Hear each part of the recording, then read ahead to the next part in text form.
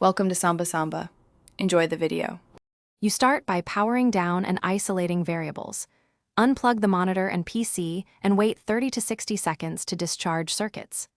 Once done, inspect and reset the video cable, HDMI, DisplayPort, or DVI, at both ends because a loose connection often causes lines.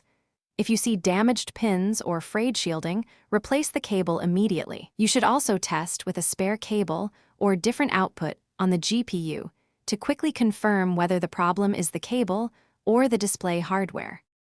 Next, determine whether the issue is software or hardware by booting to BIOS or switching the monitor to an alternate input. If lines persist outside the OS, drivers are less likely to be the cause. Make sure to update or reinstall GPU drivers and experiment with refresh rates and resolution because mismatched timing can create artifacts.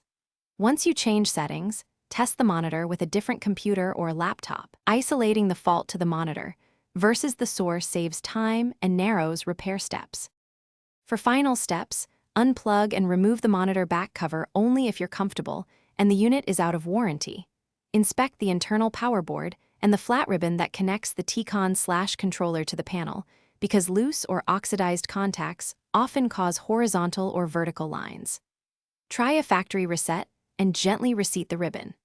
If lines remain or the issue is intermittent, test with a different power supply and consult a professional repair service. If you must troubleshoot further, note temperature behavior as one key symptom.